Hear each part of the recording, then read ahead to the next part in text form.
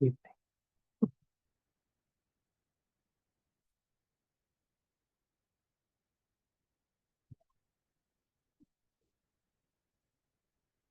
Today we discuss the topic of going beyond the illusion of I.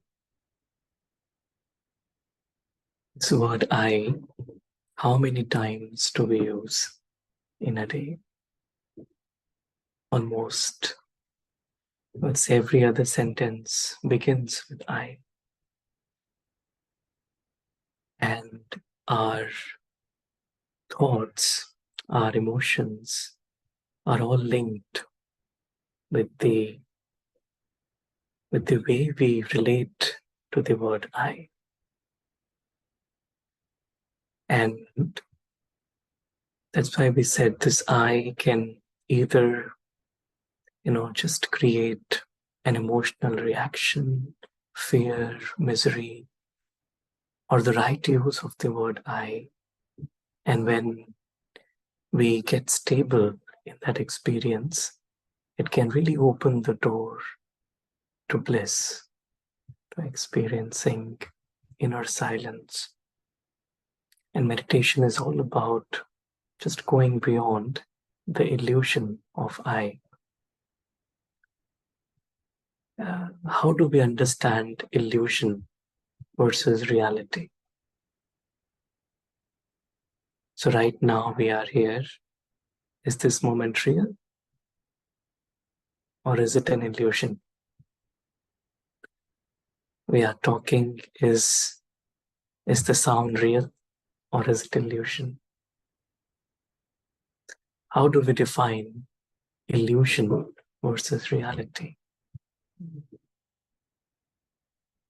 It's very interesting to really think about it. We all have this body, and we know that we'll say, okay, this body is real. But if we really look deep down, from a scientific perspective, there's no difference between this and this. Right? It's pretty much the same. Where do we say the body ends? Where do we say this begins? Everything is on a subatomic level, same. And so what do we say is illusion? What do we say is reality? Our state of mind depends a lot on that. For example, if I'm seeing a dream, and in that dream, something is happening, versus in the real life, something is happening. Let's say someone said something to me in dream. Will I have more thoughts about it then? Or will I have more thoughts about it when in reality, means in it's like there is a very clear-cut difference between the dream world and the real world. And that's why when we wake up, we realize, yes, it was a dream. What happened was a dream. And it's easy to then forget the dream. Even if I've had a nightmare, I'll say, okay, it was a dream. I'll just leave it and then I'll start my day. And so in meditation, it's all the game of really understanding and experiencing the self, the true self, the real self. And that experience of the true self needs that recognition of what is not real, what is illusion. And when there is this inner realization, yes, it is an illusion, then it's very easy to drop it. If there is not this realization that it is an illusion, then it's a battle to drop it. It's a battle to detach from the world of Saurabh. The world of Saurabh seems real. The problems of Saurabh seem real. And that's why even, when we go into meditation, just one thought about the world of Saurabh can pull the consciousness thoughts back. And this whole facade, or this whole imagery that we create around the character that we are playing. The more there is this realization that it's an illusion, the more it becomes very natural to stay in the experience of the truth. So the thought was today to look into certain aspects of the illusion of I.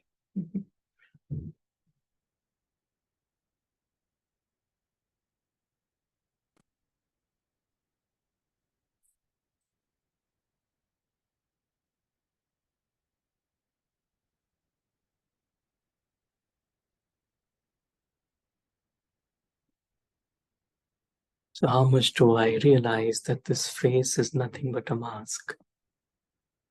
Just like in Halloween, and right, we wear masks, right? And the moment we wear a mask and we are hiding behind the mask, we know that whatever others are seeing is not who I am. It's very clear to me. It's very clear that I am something very different than what is being seen externally.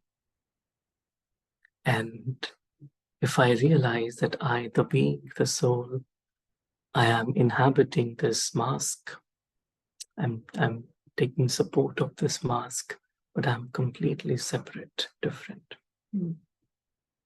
And so the world of the mask is different. And that world is very unpredictable. Anything can happen in that world.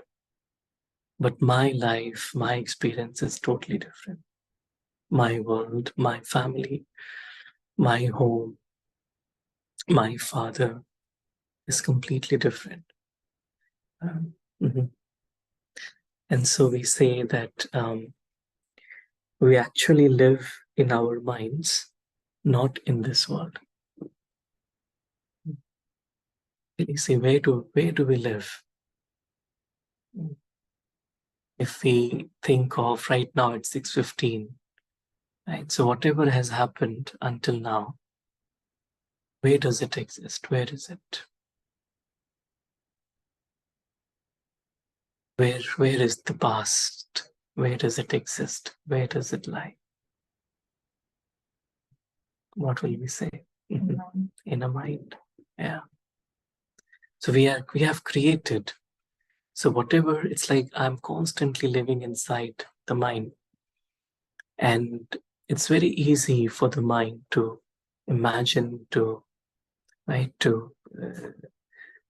create, we say waste thoughts or illusions, and just feel it as real and give life to it. So human mind is a tunnel through which future is becoming past through the present. Human mind is a tunnel through which future is becoming past through the present. And all I have is really this present moment. Everything else is it's like this tick, tick, tick. In this moment, is the soul is present only in this moment. Everything else is, if we think really, is illusion. We can constantly think about what has happened or what's going to happen, but all of that is just something that I'm thinking about, I'm imagining. But all that exists is this moment. This moment is real. It's a very that sets itself there. Right. If you don't think about it, next second is future. Very soon it becomes past. Yeah. Right. It's amazing. Yeah. Right. Right. And that's why we say what is so your version of past is different from my version of past. For example, any event that has happened, There are two people involved in that event. Each one of them will record a different version of the past because their state of mind is different. And so really past and future. So there is a very deep connection between our thoughts and time. Yeah. The more I am present, available in this moment, I've aligned myself with the time. Otherwise, I'm constantly struggling inside. Mm-hmm. Mm-hmm. Yeah. Yeah. Yeah. And Einstein said time is just something we invented to make motion seem simple. That's why he, created this theory of relativity. Time is relative. And we also say that, past, present, future, they all exist together. So from the perspective of the soul, time does not exist really. The reality of the soul is in being timeless. The consciousness is timeless. And that's why it's like when I'm connected to the dimension of the soul, then it's like the past, present, future, everything exists together. And that's what Einstein also said. Right? And from the perspective of God, the source, this entire journey that the soul goes through, the cyclic journey the soul goes through, the divine can see it all at once. And that's why the more we are connected to the divine, the entire story becomes very real in that moment. And it feels real. Yes, I used to live there. Yes, I've come from there to this planet. Yes, I've taken different costumes. Now I am in this costume. And there will be a moment when I will leave this costume to go back home. Right. It's like the moment I come into reality, everything is natural. Soul consciousness is natural. God's remembrance is natural. It's like, staying loving and detached is natural. But the moment it's like, we say Maya is illusion. That's the dictionary translation of Maya, illusion. The moment I'm sucked into Maya, and then Maya's world is, it's limited by time, by space, by matter, and all these limitations of the role. And that's where, when the soul is trapped in the elusive world, that's where then the struggle comes.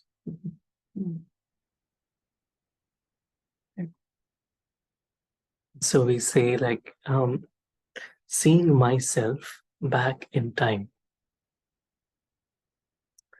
So one illusion that we carry, right? That right now I am this. 5 years before now, I was right? I was I. But everything around me was different. 10 years back, it was even more different. 20 years, 30 years back means the life is evolving and I'm a part of it. And what I think about myself as this is who I am, it's actually constantly changing.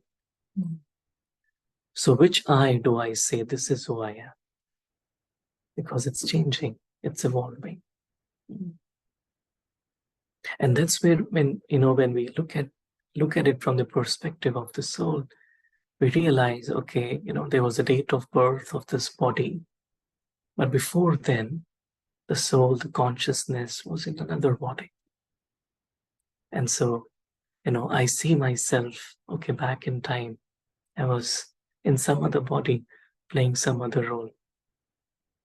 and even before maybe something else. And the story keeps on changing, but it's I, the soul, the being, the conscious light energy that stays.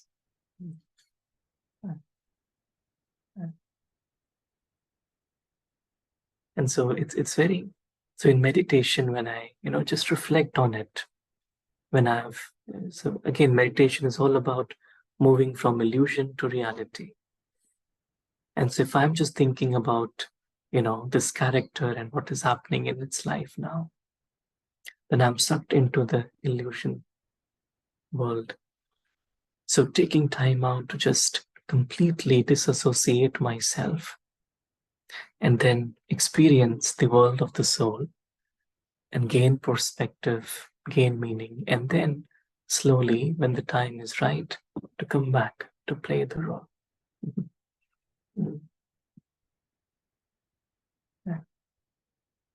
And sometimes we also call it Swadarshana Chakra. It's like I'm spinning the discus of self-realization, who I am really. And that's why in Mahabharata, Lord Krishna was shown with Swadarshana Chakra. It's like I'm constantly seeing myself. Otherwise, even the world of Saurabh is not the self. So if I'm giving too much life, I'm feeding it a lot in my mind, then that's also Parchintan, Pardarshan.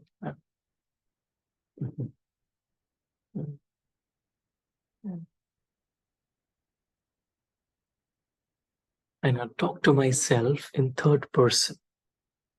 This is another way to come out of illusion. Okay, I've had a bad day. I said, no, I didn't have a bad day. Saurabh had a bad day at work, for example. I'm fine. I'm fine. I'm enacting this role, right? Someone said something, for example. They didn't say it to me, they said it to Saurabh. Saurabh is feeling emotional, poor Saurabh. Let me go and help him. Right?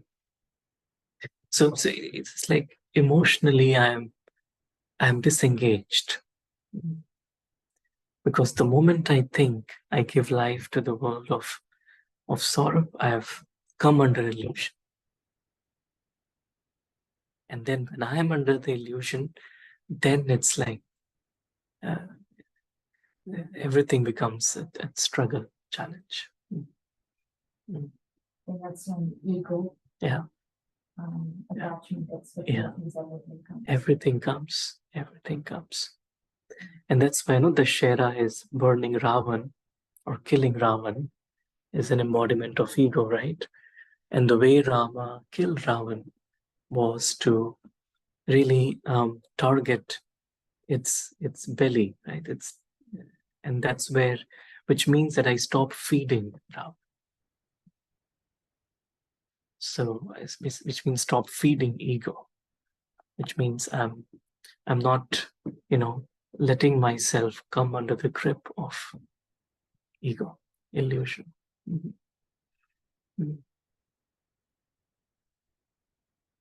And so when we talk to the self and to ourselves in third person, then there's no I. Say, okay, Saurabh is doing this, Saurabh is having this, Saurabh. It's like,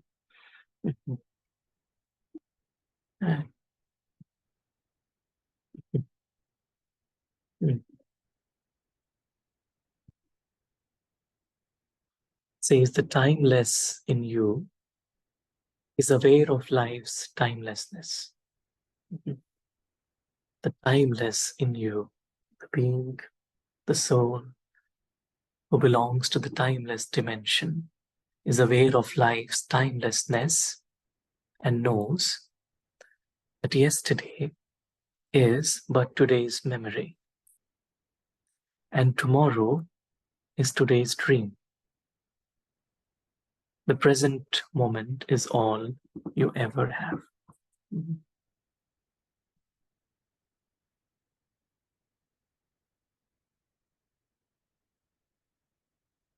And the moment I get aligned with reality, the reality of the soul, then I'm fully present in this moment. Mm-hmm.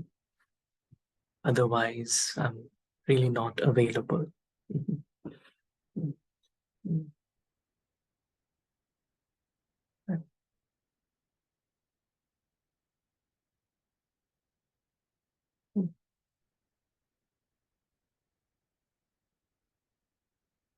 Says time stretches in silence. Because time and thoughts are connected. If my thoughts are racing, I feel, there is very less time. If my thoughts are slow, I feel I have a lot of time. And when my thoughts are silent, I feel I have infinite time. So I'm actually stretching time through my state of mind. So again, it's like coming back to the reality, leaving the world of illusion. It's like once I have stretched time in silence, and that's where the experience of the soul world, the experience of, the supreme soul, the experience of the soul, everything, that world seems very, very real. So it's not just a kind of imagination, but that world seems very real. And this world that we are playing our part in seems to be like a dream.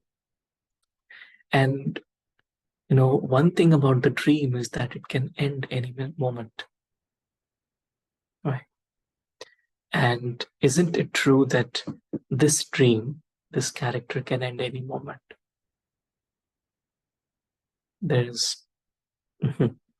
It can actually happen any moment.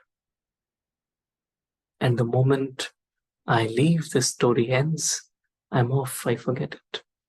Just like a dream. Right.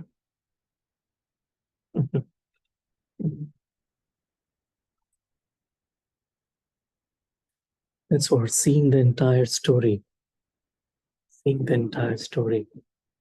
So when I'm in the world of reality, I see the entire story of the soul.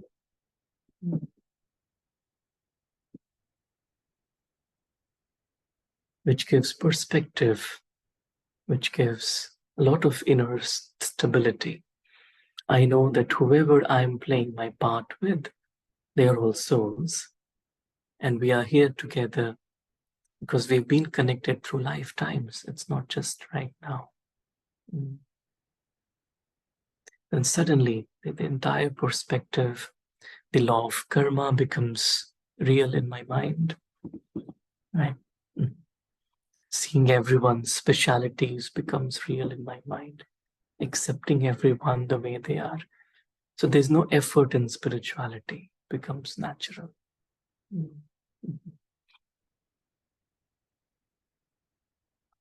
And that's what Einstein said, right? Space and time, they're all enough an illusion.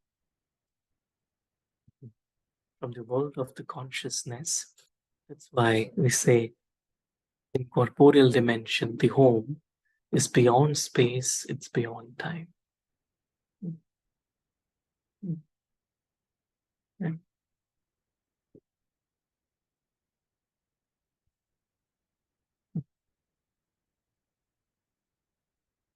And even fear, we say fear is also an illusion.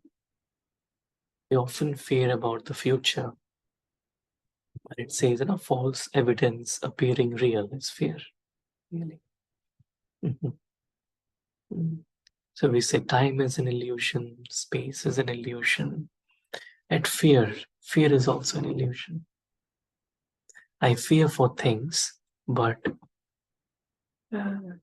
I fear for those things that may or may not happen. Right? So I fear for imaginary things, actually. So fear is really not reality. It's based on illusion. The There is a nice little clip. Let's just watch it. This show.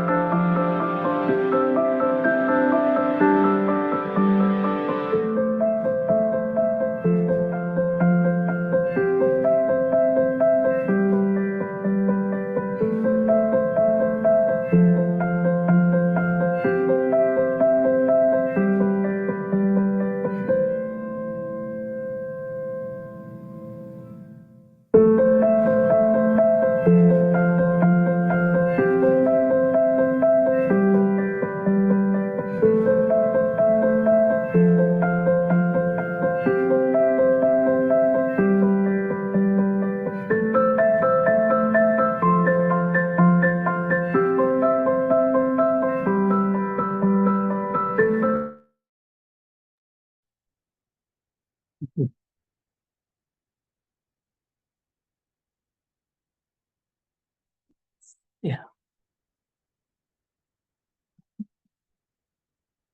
I understand conceptually this, and some people, if they're feared of, let's say, going out alone or they not that or something like that, constant fear. Sometimes that fear could, in the real world, can become reality. A mouse being scared of a cat, there are chances cat can kill the mouse, right, and it has happened. Yeah. So when that illusion of fear becomes reality, how would we even disregard that idea as illusion because it really happened? Right. Yeah. I'm a little confused. Yeah. So one is definitely to take precautions or measures, like if a hurricane is coming, so I need to take precautions for it. But in a state of fear, the mind really kind of just freezes, and then it doesn't work. And that's why fear is, we say a force or an illusion about something that's not true. So I'm actually imagining a lot. So that's what we say, like, if I'm thinking about something, let me ask myself this question, can I do something about it? If the answer is yes, then let me focus on doing. And if the answer is no, then I should stop thinking about it. So fear is like a constant state of anxiety that the mind is in. That doesn't allow the soul to be itself. It doesn't allow the mouse to enjoy the life of a mouse. It doesn't allow the cat to enjoy the life of a cat because it's always afraid of what can go wrong. And it's all a game of identity, isn't it? The more I've invested myself in the role, the more all the insecurities of the role seem very real to me. I feel it's happening with me. and then I stop enjoying life, really. Okay, you're right, yeah.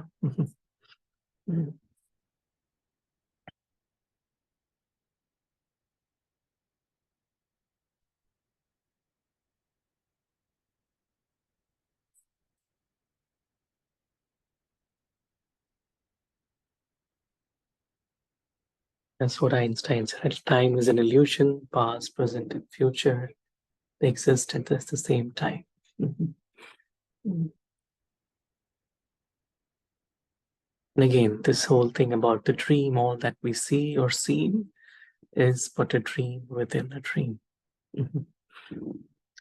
And so it's very good, practice, especially before we go to bed, is just to look at everything that happened as a dream, even the good or the bad or whatever. Okay, dream hai ho gaya. No, it's okay. Let me just rest peacefully. Next day is a new day. So I don't carry anything with him. I'm able to just remove completely everything. Even death, we say, death is an illusion. Because someone leaving the body, they're going to take birth soon. Right? So at one point it's a death, but it's also birth. So it's actually an illusion. It's like the more I identify whatever I'm afraid of, that okay, it's an illusion. That doesn't have any grip on the mind. And it's all ultimately linked with identity. I. Death is just a beautiful transition of the soul, has finished its part in a costume. It's getting ready to enact its part in another costume. That's what death really is. Right.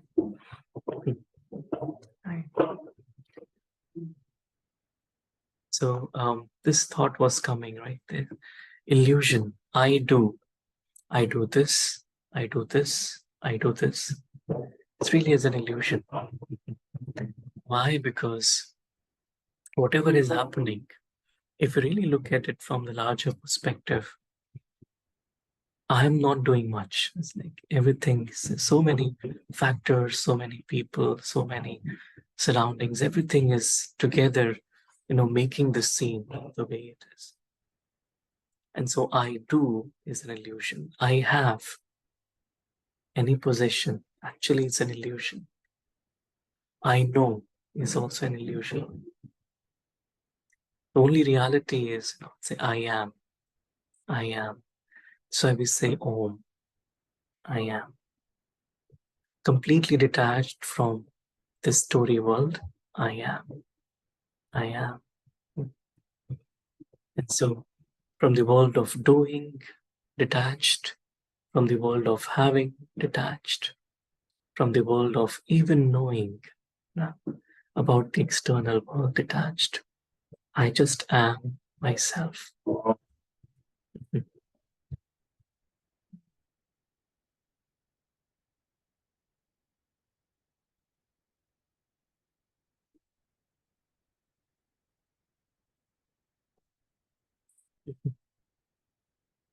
There is a little story about possessions, and what we feel is real can actually not be that real. Let's just watch this little story.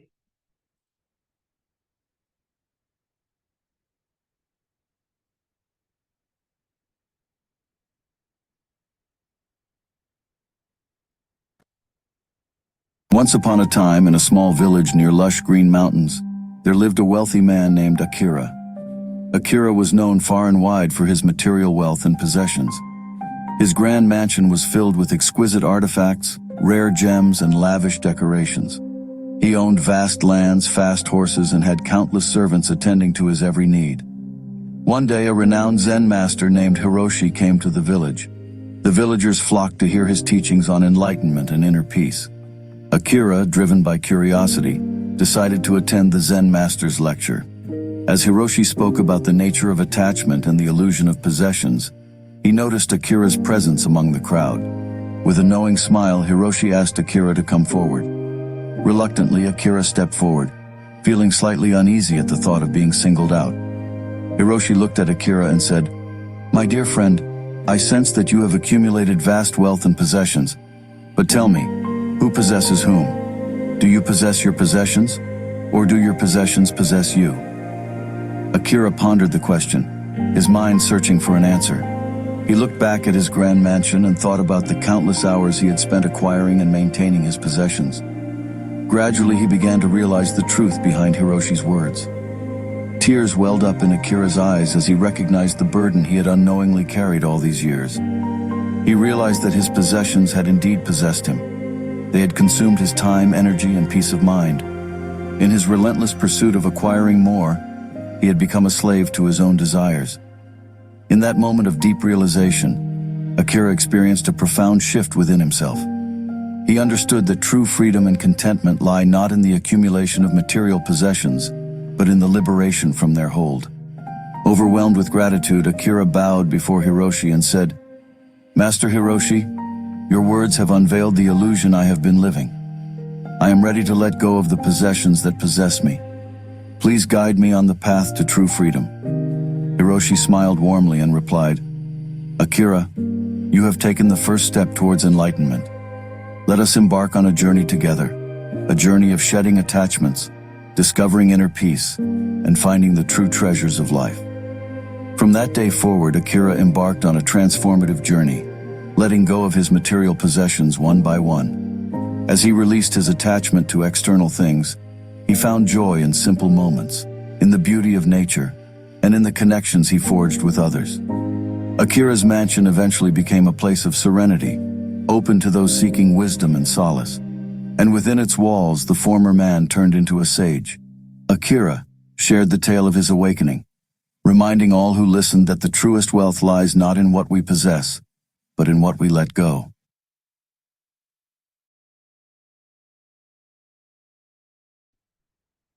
Very beautiful. Thank you.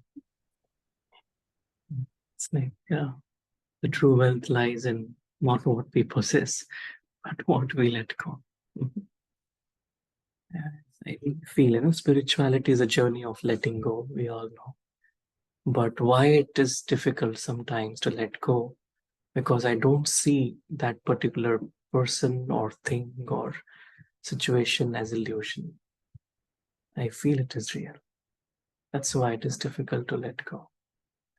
And just like Akira had the moment of realization, the moment I have this inner realization, awakening, it's just very natural to let go. And there's no effort actually. Mhm. And like all the identities that we have created are actually possessing us, rather than us possessing them. That's what really it's all about, right? It doesn't give you peace of mind. Yeah, doesn't give you peace of mind. If you have property or Yeah. jewelries or anything, Yeah. constantly trying to protect them. Yes. Yes. It doesn't help you. Yeah. Yeah. Mhm. And so then really meditation is, when I create moments of absolute reality beyond the dream world, moments where I'm completely beyond the dream world, I'm completely lost in the experience of reality, is what really meditation is. And that's where the soul awakens. And then the soul is naturally aware of its truth. Once what happened was there was a mountain top and someone was sitting under a tree, and a person from a village, at the base of the mountain was, coming up, and he just came to this person sitting under the tree and said, "Diamond, diamond, where is the diamond? Give me that diamond." He said, "What are you talking about?" He said, "I had a dream, and in the dream, I was seeing that I'm climbing a mountain and I'm seeing a person sitting under a tree, and that he gave me a diamond. And so I have come and I'm seeing you. Now please give me the diamond." He said, oh, okay, that one. So he, there was a diamond and he gave it to him. And he said, okay, so thank you. And then he left. And then after some time, like a week or 2 weeks, he came back and he said that, I really don't want this diamond. He said, then what do you want? He said, I want that diamond that allowed you to give me this diamond. Right? He said, okay, I have this diamond, but now my life is miserable. I'm constantly living in fear. Someone can steal this diamond. I don't trust the bank. I don't, it's like something can happen to it. And so I want that diamond that allowed you to give me this diamond. And he said, okay, that diamond is the wealth of truth. Right? So once I start living in the truth, then it becomes very natural. And in meditation, we just create moments of truth so that the soul is awakened. It's like the roll stops and the soul begins. Completely separate from the world of silence, the soul that lives in complete bliss, that soul is the self. Soul who doesn't need anything from the story world. That soul who is complete, doesn't need anything, and held in the presence of the divine is who I really am. And then we say, what is then real is like the time I spend with the one in remembrance of the one is real. Everything else is an illusion.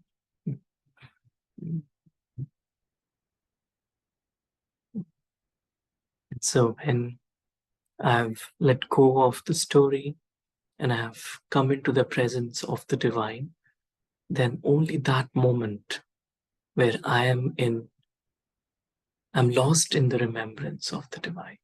That is what is real. Everything else is temporary. Everything else is illusion. Really, nothing really matters.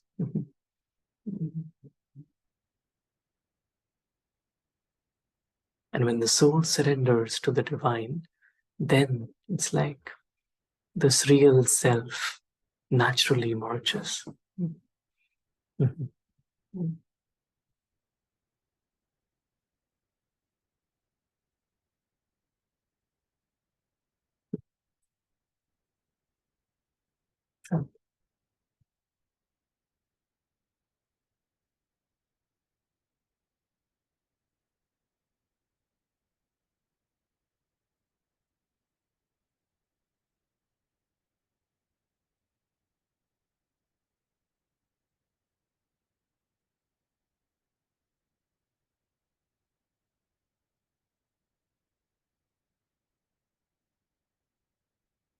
Any thoughts anyone would like to share, add? Like to share something?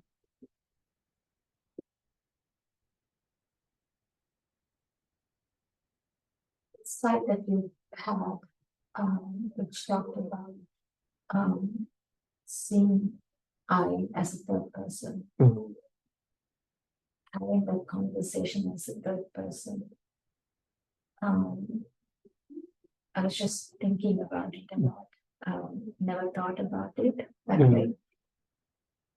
I do think putting that into practice,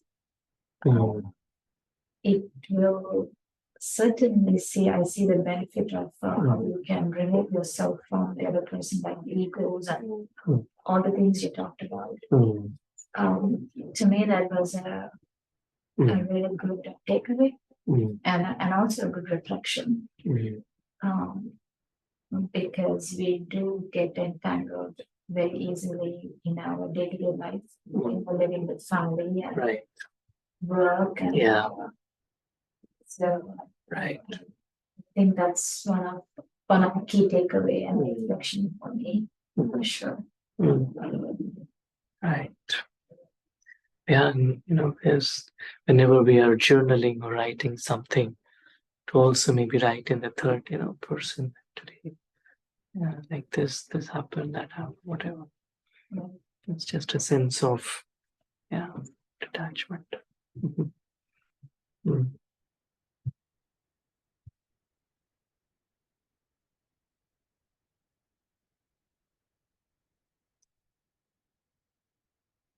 Any other thoughts anyone would like to share?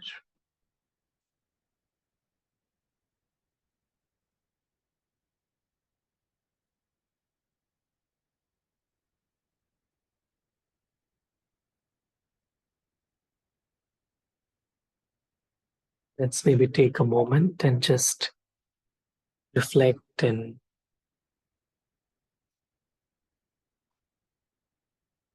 completely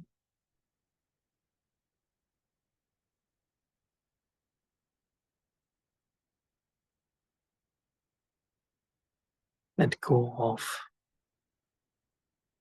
the illusion around I.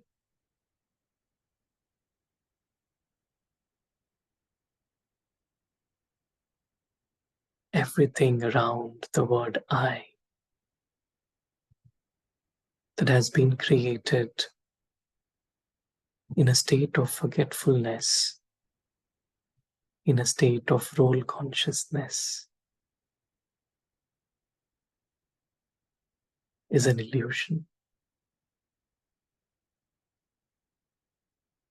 Whatever is visible to the physical eyes is an illusion. The character that I, the soul, play is also an illusion. The past, the future is an illusion. It's like a dream. And when I realize it is a dream, I regain the control. Because it's very easy not to give life to the dream, to come out of the dream, to come out of the illusion. As I step into the reality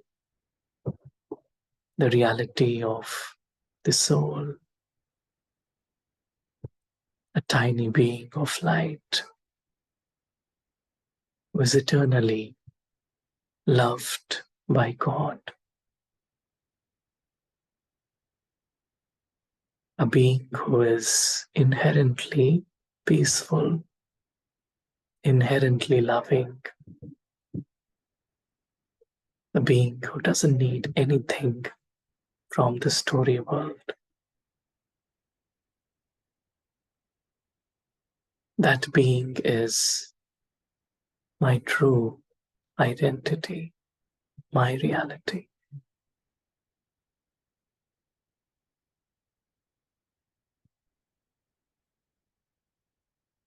Lost in the experience of this inner silence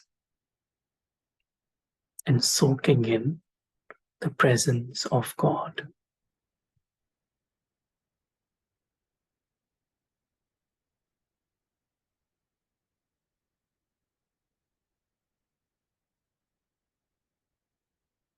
The only reality is this moment where I, the soul, am lost in the experience of being with the One.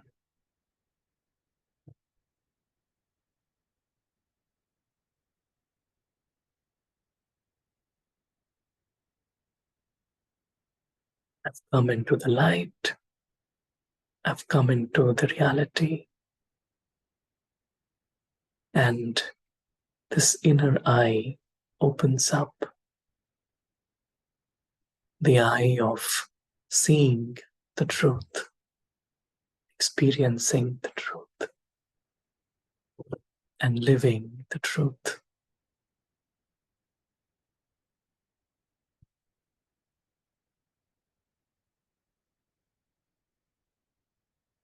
And as I gently return back to the real world, I have this inner clarity that I'm stepping into the world of illusion.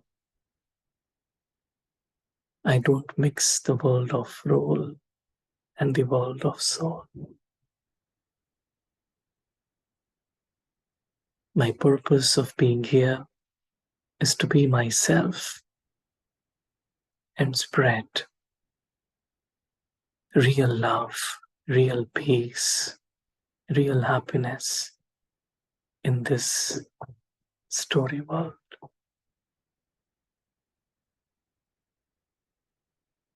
Om Shanti.